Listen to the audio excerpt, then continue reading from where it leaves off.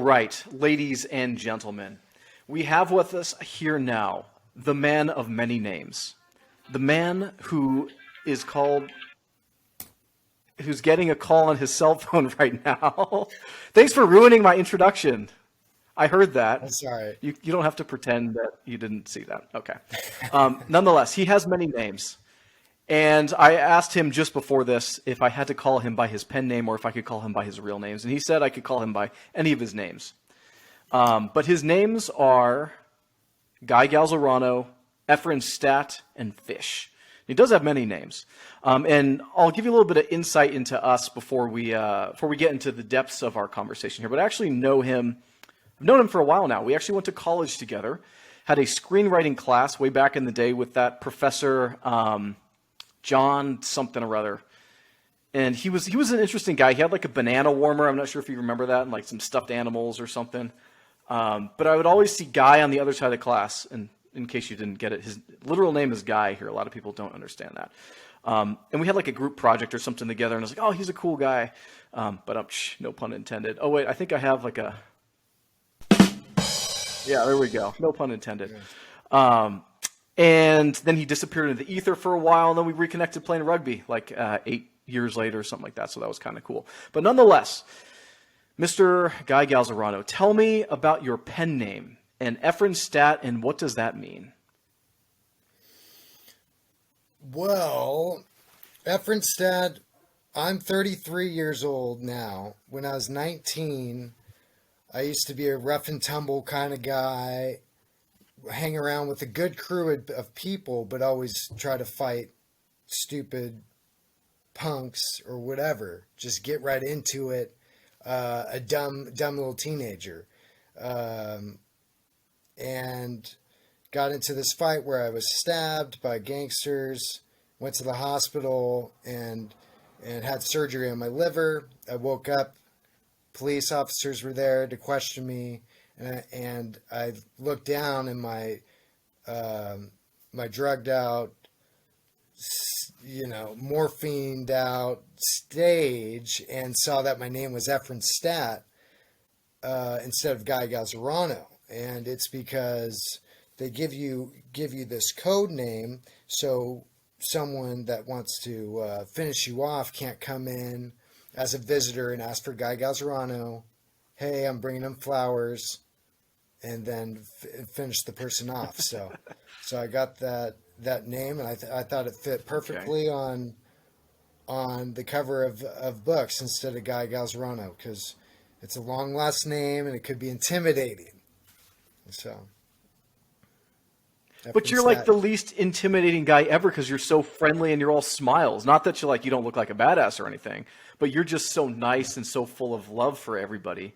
I'm curious, did that change, did this change you as a person, become more loving? Or are you like, oh man, life is short? Like what happened with that? Oh yeah. Well, I was always loving and I'm still the same way, as in I want to fight for the good, but I do it now because my body's so broken from rugby. I do it now. I want to do it with my mind and my writing. But back then we were in, the ghetto as going to college. I'm hanging out. It was in Santa Barbara. I'm a local. So we're in the streets. We want to walk around, and anyone that prevents us from doing that, anyone that's doing something stupid, we take full action on that. I don't agree with that anymore. And I remove myself from those situations, but yeah, I'm a loving guy. Fight for the weak, or helpless, and yeah, and that's kind of what my books are about too. It's fighting for what can't fight back, and that's nature, and nature does fight back, but I guess we'll get into that later. Yeah, well, okay, so that's an interesting question that I had for you. So I noticed that you had some like environmental messages in your books. Now, tell me a little bit about some of that. What are these environmental messages that you're trying to tell people? Um, well, lots going on in the world. A lot of cool things. I mean, this is a great time to live, but a lot of the higher ups and leadership and these corporations and ExxonMobil and these plastic plants and they're just creating waste and bullshit. Um, almost everything is just synthetic crap, and then the emissions go out in the atmosphere, and we're just shitting on our soil, ruining the landscape, cutting down beautiful trees that suck out, sequester carbons. Uh, Anyways, so the first book, I there's these trees. I wanted to have the trees instead of humans, contemporary humans, raping groves of trees. I wanted to turn the trees on humans. So that was more of my old youth style of showing that of inflicting pain to the bad guy. My new book Hmm. is And so in more. this case, the humans are the bad guys and the trees are the protagonists.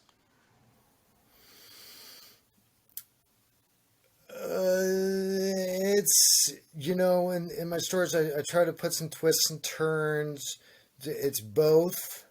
There's bad trees, there's good trees, there's good humans, there's bad humans, there's a whole galactic realm of the dead, a galaxy of the dead, and so it's just like there's no black and white. Everything's such a gray area, and and when you put it like that, I've never thought Hmm. of this, but in the Hollows, my first book, there actually isn't any particular antagonist, bad human. It's because half of it's based in the galaxy of the dead, and then yeah, they travel to the Earth. But I kind of what started it all off was this idea of just trees inflicting pain, because they've just been getting trashed on for centuries, forever. So are your trees literal characters then with thoughts, or are they kind of this exterior force that comes and enacts their will? Like is your book man versus nature and nature of the trees, or are the trees supposed to be like personified and they have personalities? Like tell me a little bit about that. Yeah, they have personalities, and that's the magic of writing. It's especially for me. I really like to have fun with it. When I sit down, that I found out that I love storytelling, and I just the more attached I get with characters, the more fun I have, the more fun the reader's having, and then page after page, you're just turning. Um, but yeah, I don't want to give too much away in the book, but yeah, it's pretty much like putting a human in a tree. It's just they have all those characteristics. There's Hmm. in a tree form, kind So are they like Ents and they kind of walk around and attack the bad guys? of. Yeah, yeah, it is. If you imagine it, it is kind of like Lord of the Rings type. Um, but I wanted to So would you say back it's it. like a sci-fi or a fantasy then? Well, it's both. It's a sci-fi punk fantasy horror.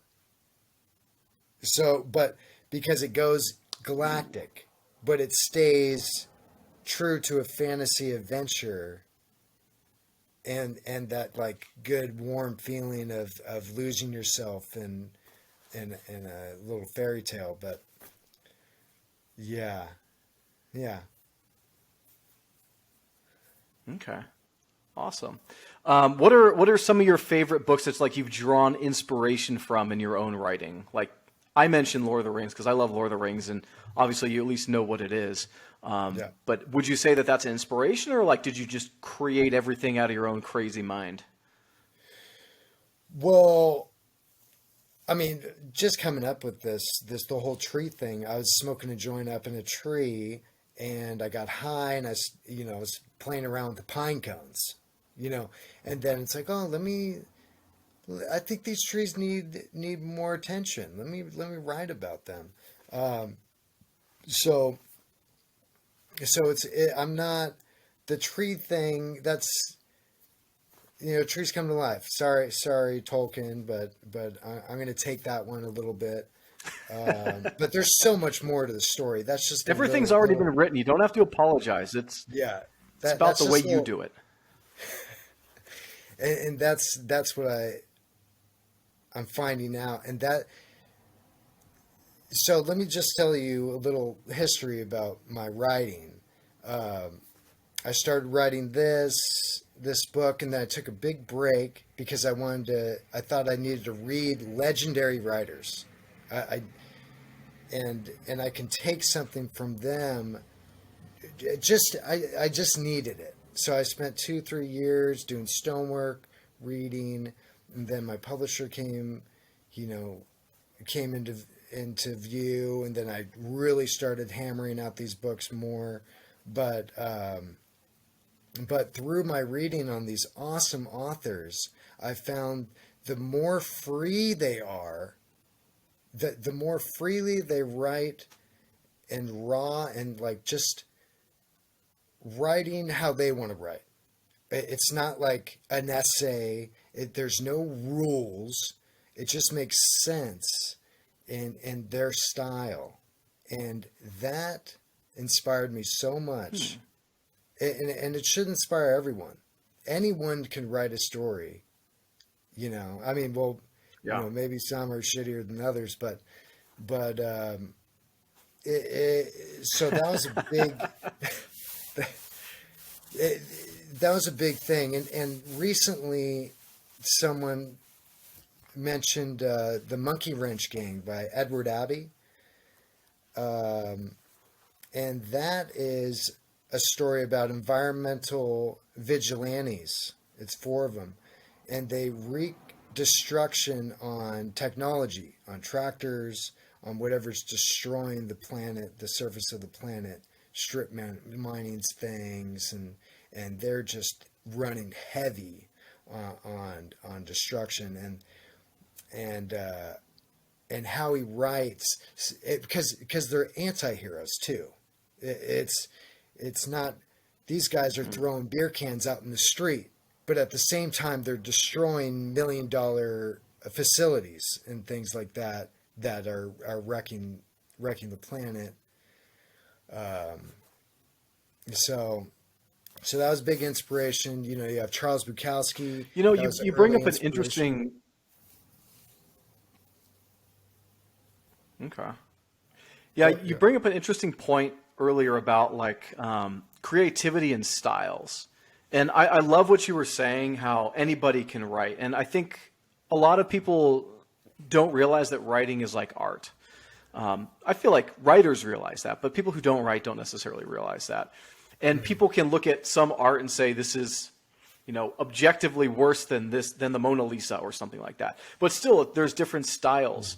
Like, hey, this person uses long sentences, or this person uses short, choppy sentences, or this person every minute is a page and they're fast paced, or this person likes to have long description of things.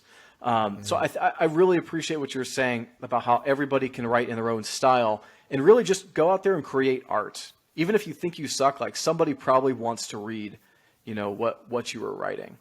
And all that to say, how would you describe your style in your book? Yes. Well, my writing style.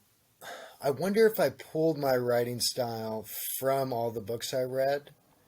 Because, just like we're saying, everyone's different, and then you find out how you want to read a book. So then you find out how you want to write a book. And my writing style is very, very fast paced, very mysterious. There's twists and turns. I'd like the reader to think a little bit, um, and there's a lot of action. And while I'm writing, I don't want to get bored myself, so it's just filled with weird shit. And and the difference between my first book, The Hollows, and my second one, which I haven't figured out a title for yet, is that the first one just filled with action, filled with go, mentality, just brutal, some horror, some scaring, some whatever. The second one, I actually wanted someone reading it to take something out of it, to learn something. So I have more facts, I have more, like, a little mystery, so it's exciting, and things like that. So I just want it to be more than just Steven Seagal type of movie, just pound and smash and bash. So for you, there's a message within the art form. It's not strictly entertainment, and it's not strictly preachy about, hey, save the environment. There's a message about save the environment interwoven into this very entertaining, fast-paced book about killer trees, so to speak. Yes. Yes. Oh, and then another thing is the flow of writing. The flow for me needs to be very relaxing. I'm talking about all this fast-paced action stuff, but there's a rhythm. If you catch on the rhythm and people can just read without stressing out their mind and kind of getting lost into a movie type of thing, but with a book, that's what I go for as well. Uh, uh, yeah, it's funny. I have all these things written down before this interview, Struven, but for me, it's just I can't even read it. But it's fine. It's fine. It should just come out. Do you want to take a second and read some of your notes? I can like edit that out. No, I think we're doing. I think we're doing really well. I think we're Yeah, getting a I little bit think of lag yeah. here. Here, I'll do a laugh for my joke since no one else laughed. Thank you. I don't know if you're back yet. We'll have to edit that out. Maybe we'll see. Maybe I'll keep it. We're just keeping it raw and real. So there's a question that I kind of started to ask you, but how does your creativity play into the fact that you got stabbed when you were younger? Is this something that you were creative your whole life, and creativity hit you somewhere in that period, or is creativity like a new characteristic that you're getting? Or tell me a little bit about that. Well, when I was in high school, I wanted to be a journalist and go to Africa, and I wanted to go to the deepest, darkest alleys, and just risk my life, and at the same time write about it, just to show people what deep, dark alleys are like, and what horrible other worlds there are in real life and things. So I feel like I was always kind of creative, but just how my life, the blocks fell, and me getting stabbed, that definitely put a style on my writing. All the fighting, the rugby definitely put a different style on my writing. But as I played rugby, for 8 years, this, as your body breaks down, you got to take a Yeah. new path. You can't just break your body anymore. I'm retired. Are you retired? Yeah, I'm technically retired, and everybody says, "Oh, you never retire from rugby," and it's like, you know what? Okay, you're right. I can't say I'll never play a game again, but I'm never gonna like go out and play a full season kind of thing. But yeah, I haven't Yeah. played in a couple years now. I also have injuries. For those of you who care, I have a ruptured disc and a torn PCL. You can look up what those mean. But yeah, I'm Ooh. with you there. It's like you love it, but at a certain point, you can't take it anymore. Right. And just for all of Matt Struven's followers, he was one of the best backline tacklers, and your field sense was absolutely amazing. I was so proud of you all the time. You would save us Oh well, thank from you. another team scoring a try on us. It was just you are the last line of defense, and you would take care of the situation. You knew where to go. So just for the followers, he's an amazing player. Okay, guys. I used to be a badass. Thank you. But Yeah. Fish, I actually have to bring up a certain point here. I have lots of many memories of rugby, but one of my favorite memories ever. I feel like this was probably 3 or 4 years ago. I think we were playing it on the Santa Barbara field, so up at Elings Park.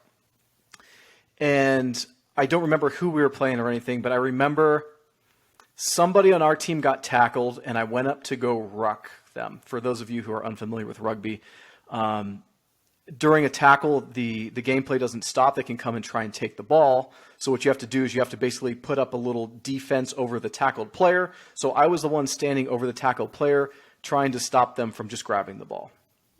In a second, that's what that is. And there was a big guy who came running up to me from the other team to try and basically knock me over to grab the ball. And I'm not a huge guy. And at the time, I was a little bit more fit, and so a lot smaller than I am now. And I was just like, oh no, I'm about to get hit. I'm about to get rocked, but I'm going to stand here. And all of a sudden, I felt this arm just grab onto me from the side. And the guy ran into us, and he just fell over. He didn't knock us over or anything. I look over, and Guy Fish is just sitting there. He's got this wild eye and look in his eye, and he's like, ah! And we're just like brothers on the field. And so that was you have one of my Wow. top ever rugby memories, Fish. Wow. That So that cheers to you. cheers. Rugby is so amazing in that aspect, and that's.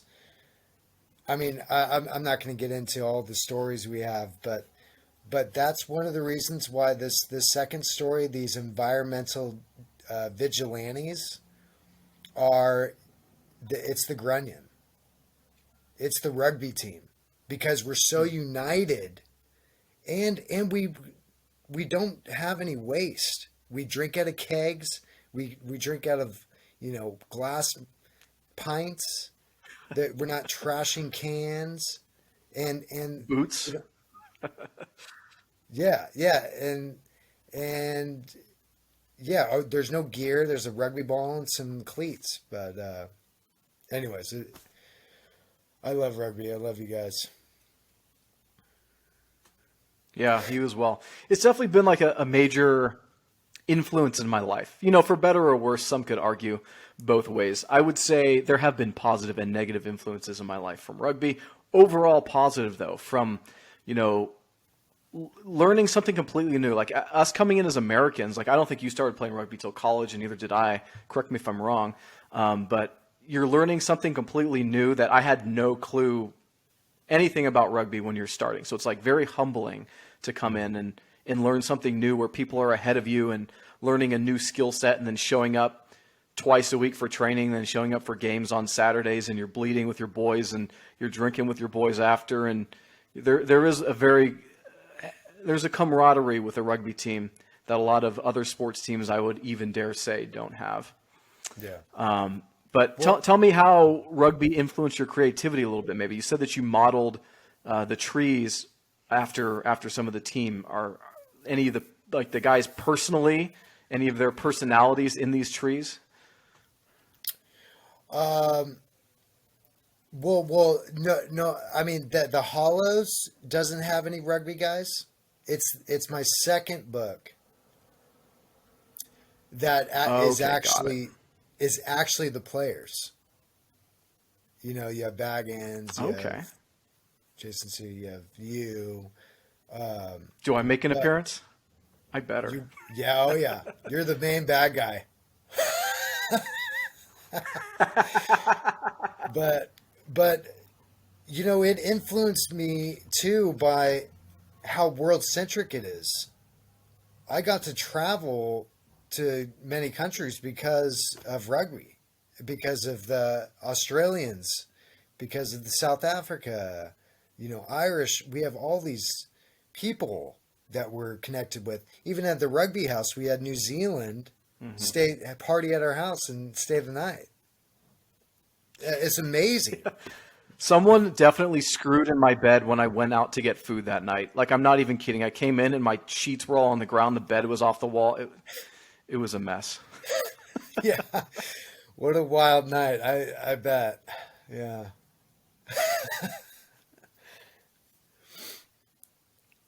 What? Oh, why did you leave? Oh, you went to go get beers, Okay, well, or? let's. Oh, okay, never mind. Yeah, okay. So that's actually another funny part of it. So I woke up at like 2 in the morning because I was responsible and I had a job, and this was like a Wednesday night or something. Because there was just so much noise going on. So I was like trying to sleep in my room, and there was like a big party going on. And I think two of the girls that we lived with were like yelling at each other because they didn't want to have to clean up the mess the next day, and that's what woke me up. Anyway, I was like, "Hey, I'm gonna go get some food. Does anybody want to come?" And this guy and this girl from the New Zealand team were like, "Yeah, we'll come." So they just hop in the back of my car and we're like driving to Jack in the Box or something. And this dude is like looking in my rear view mirror, like having a conversation with me, like, "Oh, what do you do? Like, how long you been around here?" Oh, And this girl's just going down on him in my back seat, like he's oh just yeah, pretending that this is not happening, and I am yeah. just pretending it's not happening too. I'm trying to have a conversation with this guy, and then I get back to the house, I find out someone else screwed my bed. It was just, I just wanted Wow. to go to sleep so I could work the next day. Um, Yeah. but yes, that's the rugby house for you. We live by the pastor, So Pastor tell me a Jones. little bit. Oh yeah, we did live next to them. Sorry, I think we're getting some lag again. We just keep trying to talk over each other. But yeah, I remember we lived next to them and they were cool. So my grandma actually went to the church that he pastored for. I don't know if Oh I yeah. ever told you guys that, but I remember he came and like knocked on our door one Friday or something. He's like, "Hey, I don't care if you guys party, just don't do it on Saturdays because I have to prepare my sermon." And we're like, "Okay." Yeah. Yeah. Let's talk a little bit about your publishing. So I Yes. think you mentioned to me that you actually are friends with your publisher. So tell me a little bit about y'all's relationship and how he got into publishing, maybe, and then tell me how you got published with him. Yeah. So Luis Force Torres with Polyverse Publishing, he got started into publishing because he was working for Dr. Adizes, and Dr. Adizes publishes books around the world, or he has a book for business management, and they they send it out all over the world. So there's different languages. It's in different languages and stuff. Lewis first got started with him, and he discovered a lot. He found out he can do that himself, and he has a passion for books, a deep passion for books. But not just that, he has a deep passion for storytelling. And a lot of people don't know this, but I do, because I've known him since I was 16, and we used to work together at Captain Jack's tours, and we used to work together at a music club, and we spent a lot of time together. After the music club, we would go. This is late night. We would go to La Conchita and do drugs, and he would just story tell. He would just, and it was so. You usually think, oh, I'm listening to this guy talk. No, he was a beautiful storyteller, and I think actually he has a lot of influence on me writing too, because of how he told stories, and I can't wait for his first book to come out. But he's a very big inspiration to me, and also for publishing. I took a big break on my book because there's other avenues in life. And when he came out with his publishing company, I found out, I was like, oh my God, I actually have a chance to get these books out. And that's how that all happened. Nice. That's cool. Tell me a little bit about your writing habits. So I know you said that you took like a break from writing, and I remember when we were living together, you had shown me some of your writing, and that was a long time ago. So tell me, how serious are you about it every day today, and what your journey's been like for the last couple of years? Um, well, now I have my own business. I have with stonemasonry. I have my own employees, Nice. and so I'm still busy, but I like to write on Sundays and turn off my phone and relax. It's and write for all day. 16 hours is good because there's so much to put down. If you write, Wow. yeah, if I can write for 16 hours, maybe I'll get a good chapter in or something, or editing. You're always editing. But a big habit I have with writing is sometimes, all the time, when I'm not writing, I'll smoke. I'll smoke weed or I'll do whatever. And then I'll write down notes. You write down notes on your cell phone, easy, just quick little notes. And then when I get back to my Google apps or whatever, I have my book, and then below my book I have all my notes. And I'd like to go over my notes and delete them. Just clear up my notes constantly. And these notes are so funny because while I'm writing this book, I almost don't even use the notes, but they help me with the ideas of the story, and it's just they work out, and I can just continue deleting notes until the book's done, and there's no notes to be had. Um, but yeah, while I write, I try to keep a sober head, and a lot of my role models like Bukowski and others just write when they're completely wasted, and it's just Hmm. whatever fits for your personality. So you come up with the ideas while you're high and then write when you're sober, is what you're saying. Yeah, yes, and like I said, the ideas when I'm high, don't always completely make it into the book, but at least it gives me a rolling start. It's like it's a good starter. Hmm. It's like, oh, yeah, yeah. I like to think about the book when I'm not writing too. It almost it Hmm. becomes part of your life, and that's good storytelling It right does, there. yeah. It's it's consuming. I feel like if you have a story to tell, you can't rest until you tell it. Whether or not other people read it, for me specifically, I hope so. But for me, I can't rest until I at least get it written down. It's just is in my head and I can't do anything. So I'm with you there. I think it's the creative bug we have, Yes, and Stru I'm impressed that you can write for 16 hours. Yeah, yeah. I take like little 10-minute snoozes every now and then, but yeah, Struven, also that release is very important. Um, Being able to write something down and then having it read too is a plus, but just releasing that, for me it's a lot of aggression and thoughts and ideas, of course. But yeah, I'm so mad at how a lot of our leadership in the human race treats the planet, and these books are a great release for that. Yeah, Absolutely. Well, any final comments before we wrap it up?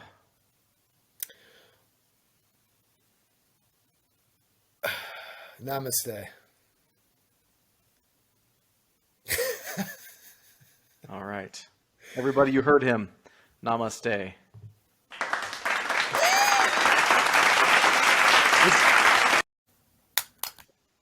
We're back, and because I completely forgot to offer our guest the opportunity to read an excerpt of his work. And he reprimanded me for that off of camera, and so we're back. So we're going to hear him, and you can go ahead whenever you're ready. Okay. Yeah, this is of the Hollows. It's in around the middle of the book, and yeah, I'll just read it. After a while, I stayed locked in the mouth of the dragon, immobile because of the shard-like tooth stuck through my thigh. There were hundreds of imprisoning black pointed edges and little shard-like teeth, barring my view to outer space. As my imagination caught up with reality, the dragon's rock tongue lapped me up off the shard and sneezed me out to descend into the dust storm atmosphere, free falling into nothing but a brown hurricane. Some of the dirty clouds slowly began to dissipate, revealing patches of an odd terrain ahead of me. Lava pits and black desert sand were what I puzzled together. Pissed and regretful that I didn't become a priest back on Earth, I giggled. My fresh hatred and anger from being killed and overcome by hell on Earth birthed blind revenge as I fell closer to the scorching hot planet with lakes and bubbling magma. Dropping in the dusty wind, I could see my target, an island surrounded by lava. I tried to swim through the air to at least drop onto the mainland of black desert sand, but eventually I gave up. I'd probably die, or at least die again, from the fall. Watching the world approach, I thought of Earth and all of its natural green and blue beauty. But lava exploded to my left, and the air quickened around my ears. The ground enveloped the sky. Smack! I woke up in more pain than I could ever imagine. Pain you only thought of feeling when being chewed up by a mountain lion or being cut up in one of those torture horror movies. I guess falling from space and landing on the island surrounded by lava would do some scary psychological damage too. I thought it would be quick, but it was not. I couldn't die, and I felt that I never would. I was a puddle of pain. The heat melted my face while I laid there broken, thinking 3 words over and over again. What the fuck? The world darkened into twilight, and my agony lingered, turning my eyes into the back of my head.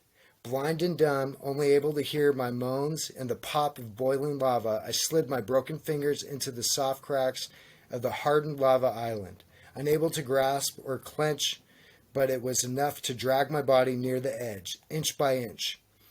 I slid up, pulling my body to hand, and then stretched it out again. Repeat. Second by second, the heat singed my skin, causing me to believe that my hair and the back of my back were engulfed in flames. My 23rd slide forward, and my eyes popped, and my organs started to burst. The next time I stretched my arm forward, I dropped my hand into this gooey, almost cooling exposure. I've reached the pool in 210-degree weather. I turned and rolled right in, cleansed, free of agonizing pain. Just a burning chill that slipped the agony away. This was it.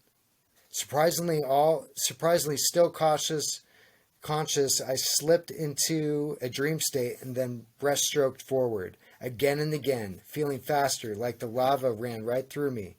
I was enjoying the submergence. I must have been in the afterlife. Afterlife.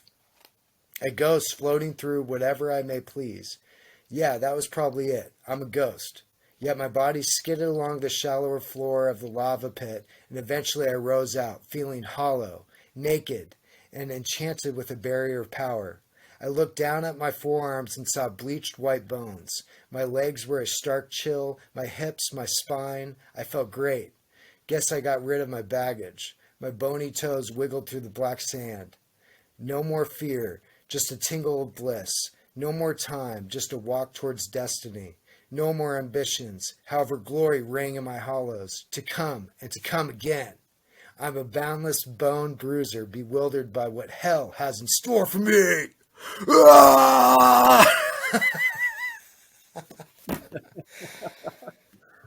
All right. Anyways, thank Give you. you a clap from our live audience.